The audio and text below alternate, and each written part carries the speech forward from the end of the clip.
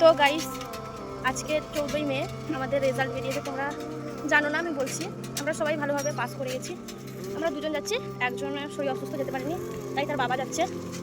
আর আড়াইটার সময় আমাদের স্কুলে ডেকেছে, তাই যাচ্ছি। কিন্তু একটা জিনিসে খুব কষ্ট লাগছে যে আমাদের আজকে পুরো সারা জীবনের মতো আজকেই শেষ স্কুল যাওয়া, মার্কশিট নেওয়া। তো চলো ওখানে গিয়ে সবার সঙ্গে দেখা হবে। মন খারাপ তো আছে সঙ্গে, তো ওখানে গিয়ে তোমাদেরকে দেখাচ্ছি।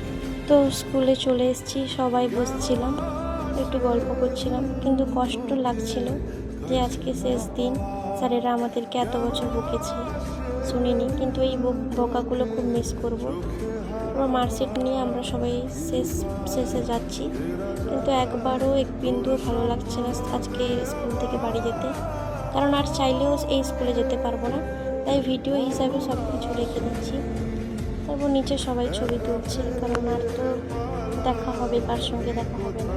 তো এটা হলো আমাদের স্কুল, করলদা বাণী নিকেতন উচ্চ বিদ্যালয়, যেখানে 5 থেকে এইচএস পর্যন্ত স্যারেদের বকা খেয়ে এত দূর আসতে পেরেছি। অবশ্য ওনারা আমাদের ভালোর জন্যই বলতেন। তারপরে যে যার জামায় নাম লিখে দিচ্ছে, কারণ শেষে কিন্তু এইটাই থেকে যাবে। গুছিয়ে একটু ভিডিও বানিয়ে নিলাম, এইগুলো দেখবো, যত কষ্ট লাগবে।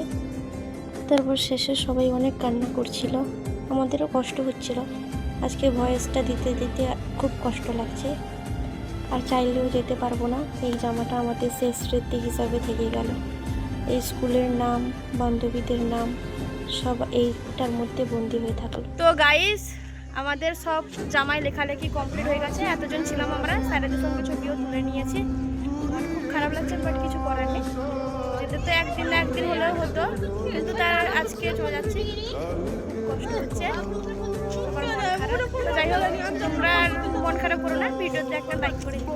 টাটা।